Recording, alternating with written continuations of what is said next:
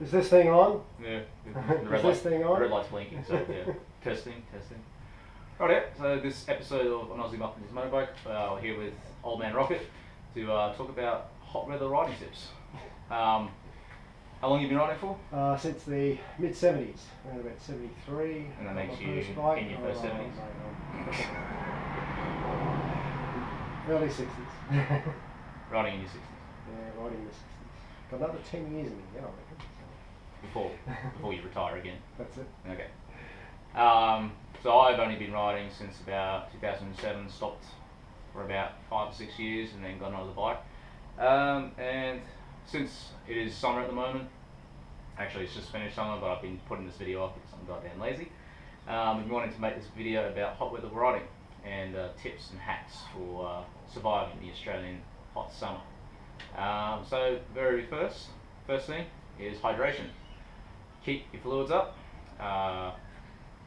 You've seen my other videos, a flask. Always have water on you. Always have water on you. Wherever you stop, drink water. Drink heaps. Heard that caffeine's a bad idea. I've heard that too. I don't know, but it's a diuretic. It makes you pee. It makes you piss on it. Yeah. But yeah, number one is hydration.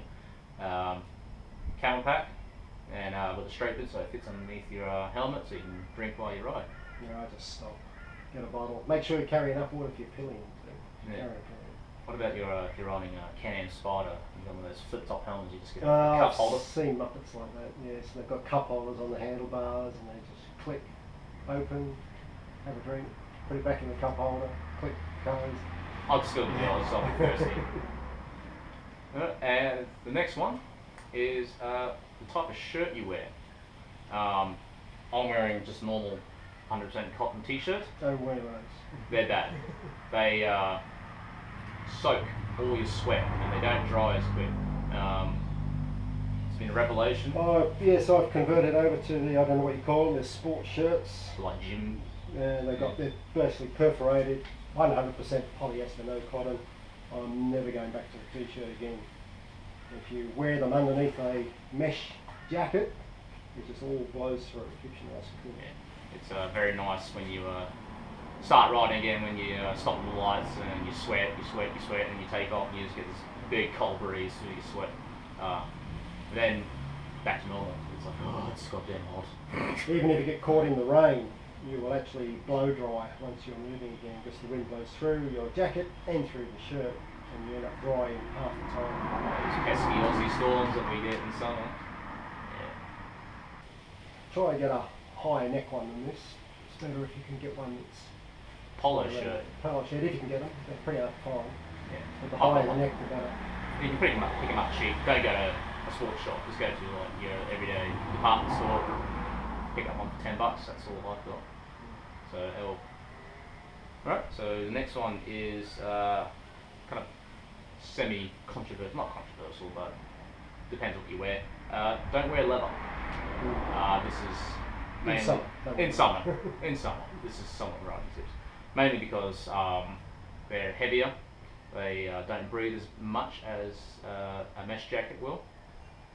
And obviously wear the breathable shirt underneath it.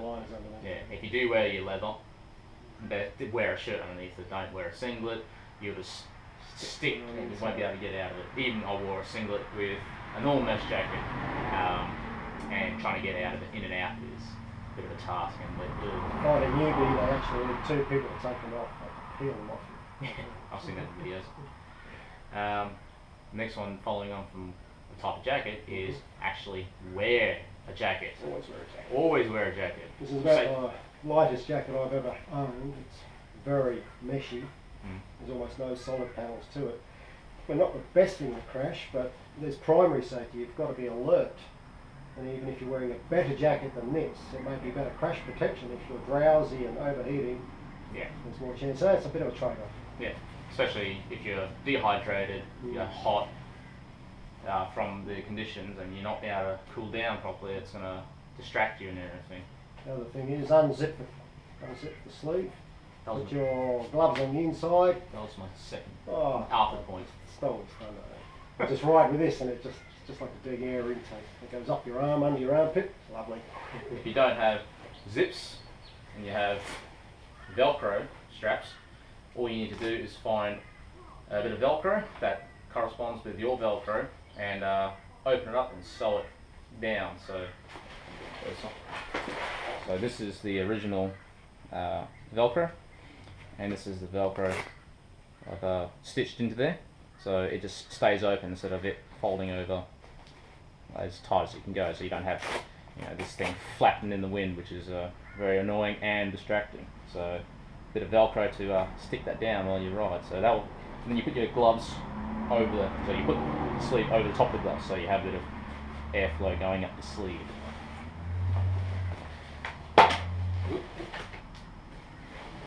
Hydration is key. Thin socks. Thin socks. I've always worn I don't have any motorcycle boots, so I've been wearing my Blundstone steel cap boots while I ride, which apparently is a bad idea, but I've been doing it since I was they're $60 a pair. I've gone through about 8 of them since I've been an apprentice. Well, we won't talk about being an apprentice because it sucks. I've always worn thick socks, Explorers, hole proof, and they're very comfortable, but in the summer it does obviously get hot, so a bit of a tip if you're going to do that, talcum powder. Keep your feet dry and you don't smell as bad, so you don't get foot pudding either. From my experience, I've never had that sort of a problem. I find Thin that socks. I'm currently riding in these Aldi socks that you get, and they're designed for motorbikes. They don't ride down in the boots or anything like that. They're quite thick, they're more like a winter sock, but on the plus side is it protects you from the engine heat. So yeah, 6 of one, half dozen the other. So if you're riding an R6, one of the 2006 models and up, you'll know the heat that gets blasted to your right leg. I took one for a test ride, and yeah, I reckon if I put like a bit of meat down there, I'll have a nice roast meat by the end of the ride. With my bike, I seem to get a bit of engine blast on the left-hand side, so I get heat on the left-hand side of my calf, which obviously will radiate down. So yeah, thin socks for me works pretty good. Though you said to me you reckon it'll be easier for your boot to come off. If you have a fall, touch wood. But yeah, if you don't have ankle-high boots, proper motorcycle boots, there is a chance that I'm riding in work boots today too. But that's 'cause hypocrite. Yeah, that's it. Bloody hypocrite. Because I'm only came around the block. So also with hot weather riding comes BO, and I've discussed this in my other video about what do you keep underneath the rear seat, and deodorant, please. It's hot, you're going to stink. Where's the deodorant? Unless you're married, and then who gives a fuck anymore, right? Yeah, you don't obviously work in customer service. No one wants to smell your smelly armpits. And while you're at it, chew some gum. Have some mints in there as well. Yeah, please. And if you're having coffee as well, no one wants to smell your coffee breath. Hot weather riding, smelly breath, BO. It's like the deadly trinity. Not cool, guys. Not cool. And girls, not cool. Speaking of we'll go back to the shirts for a second. We forgot to mention wearing a jacket at all times. One, obviously for safety. Two, is obviously for sunburn. Obviously you're riding, your arms are outstretched, you're going to get sunburn, which causes you to heat more. I'm not a doctor. A lot of new riders will often take off their jackets. I've seen it plenty of times, and they ride in a t-shirt thinking they'll be cooler. Initially you do feel cooler, but what you don't realise is that the full blast of the sun on your skin is cooking you, and you will actually feel quite sick at the end of the day.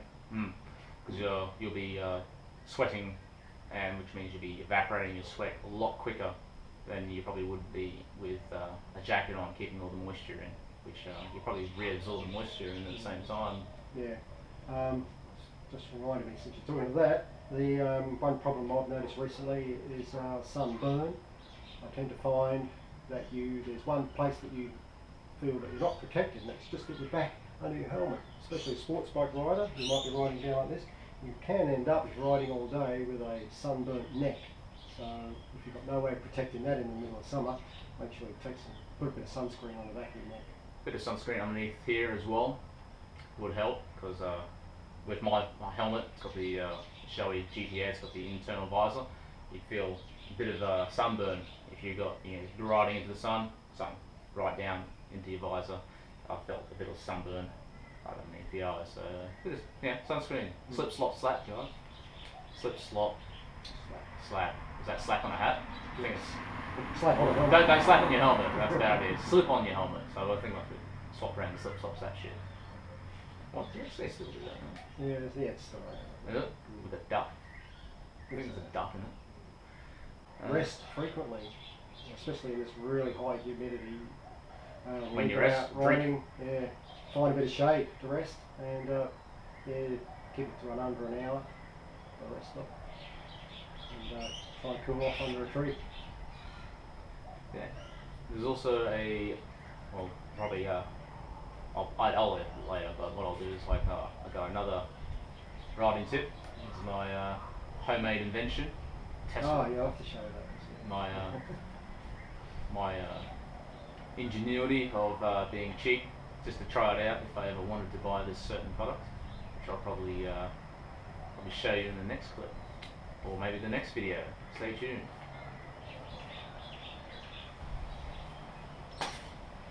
We're off the cuff. I just thought of another riding tip. I've heard, so when I go riding, this is like an all-rounder jacket, so you can put a removable liner in it. So it's not like a summer jacket. So it does flow, but not as good as my old summer jacket did. So I'm riding usually with the vest, the jacket half zipped down. I've heard people, like I did with the sleeve, putting an extra bit of Velcro. I've heard of people unzipping it, extra bit of Velcro on the side so they can pin back the jacket, so you're riding with your jacket a little bit further open, so you get more airflow in your chest and core area. Yeah, up and that I've ridden with a zip down before. You just got to be careful one thing. If you are going to ride with the zip down, you're going to be tempted to zip it up later on when you're speeding up and you come out of town and it becomes quite annoying.